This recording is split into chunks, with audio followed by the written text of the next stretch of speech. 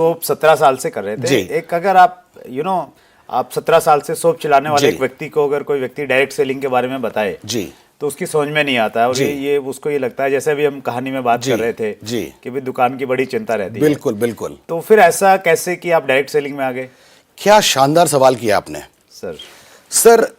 अब तक हम ये सुनते आए हैं कि इतने सालों से कोई इंसान किसी फील्ड में काम कर रहा है और उसे डायरेक्ट सेलिंग के लिए अप्रोच किया गया। सर, मैं आपको ये बताना चाहता हूं कि मुझे डायरेक्ट सेलिंग के लिए अप्रोच बिल्कुल नहीं किया गया। अच्छा। मुझे ये पता ही नहीं था कि डायरेक्ट सेलिंग इंडस्ट्री होती क्या है। 1999 की बात कर रहा हूं। इनफैक्ट मैं अपनी शॉप के ही काम से मैं सहारनपुर जा रहा था। तो पैसे होते नहीं थे, तो जनरल बोगी में हम ट्रैवल किया करते थे। तो अचानक मुझे याद है कि मेरठ के आसपास कोई आर्मी से रिटायर्ड सज्जन मेरी बोगी में आए, मेरे बिल्कुल सामने बैठ गए। अच्छा। उन्होंने मुझसे, जैसे होता है ना कि आप किसी से भी मिल रहे हैं, तो उन्होंने मुझसे नाम पूछा। मैंने कहा अंकल जी मेरा नाम ये है। उन्होंने कहा बेटा, मेरे कंधे पे हाथ रखते हुए पूछा कि बेटा आप क्या करते हो। तो बुजुर्ग से थे, लगभग 70 साल की एज होगी। अच्छा। तो मैंने बताया अंकल जी मेरी शॉप है। उन्होंने कहा सहारनपुर कैसे जा रहे हो। मैंने उनको बताया कि शॉप के लिए ही सामान लेने मैं सहारनपुर जा रहा हूँ। मुझे नहीं पता कि वो इंसान थे या भगवान थे, मुझे नहीं पता, लेकिन जो मैसेज वो देके गए उस मैसेज ने मेरी जिंदगी बदली। अच्छा।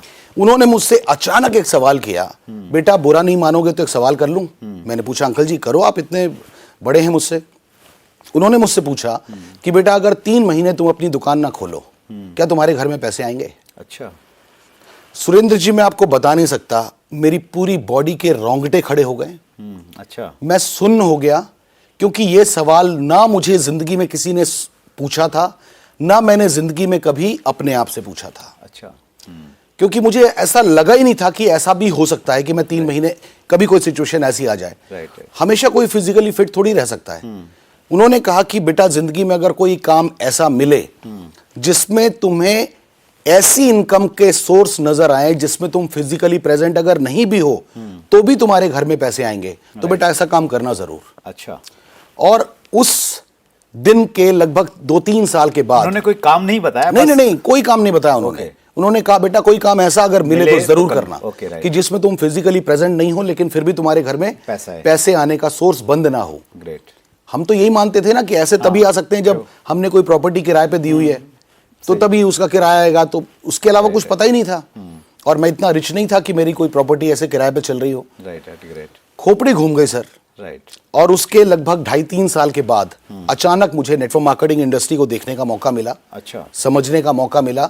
और मुझे याद आया कि ये बिल्कुल वही चीज है कि कुछ दिनों के बाद या कुछ महीनों के बाद या कुछ सालों के बाद ऐसा दिन आ सकता है कि मैं कुछ नहीं कर रहा हूंगा और तब भी मुझे पैसे आएंगे। अच्छा। इसीलिए मैंने पागलों की तरह, मुझे किसी ने फोर्स नहीं किया था कि आप इस इंडस्ट्री को जबरदस्ती ज्वाइन करो। मुझे किसी ने फोर्स नहीं किया था। मुझे उन अंकल जी की बात याद आई और मैंने खुद अपने आप को झोंक दिया, क्योंकि मुझे रास्ता मिल गया था कि यहाँ पे पैसिव इनकम, मुझे पता ही नहीं थी सर कि पैसिव इनकम नाम की कोई चीज होती है। मालूम नहीं है। यस। तो इस तरीके से मेरा, आपकी कहानी मेरे से बहुत रिलेट करती है सर। मैंने दिल्ली यूनिवर्सिटी से पोस्ट ग्रेजुएशन किया। उसके बाद में मैंने as a teacher, as a private teacher मैंने जॉब की। फिर मैंने केबल ऑपरेटर के रूप में काम किया कि भाई बिजनेस करना है। शानदार। तो जब मैं केबल टीवी में था तो वहाँ पैसा तो था लेकिन टाइम फ्रीडम नहीं थी। यस। घर जाने का टाइम नहीं, खाने का टाइम नहीं। तो मैं फेड अप हो गया कि लाइफ में यार कोई ऐसा काम करना है जहाँ पैसा तो हो लेकिन टाइम फ्रीडम होनी चाहिए। बहुत जरूरी है, बहुत जरूरी है। ये मेरे दिमाग में चलता था। यस। और फिर अचानक जब मुझे ये डायरेक्ट सेलिंग की अपॉर्चुनिटी मिली, मालूम चला कि भाई यहाँ से आपको टाइम फ्रीडम मिल सकती है, तो फिर मैंने भी आपकी तरह झोंक दिया। शानदार सर, शानदार। Great sir.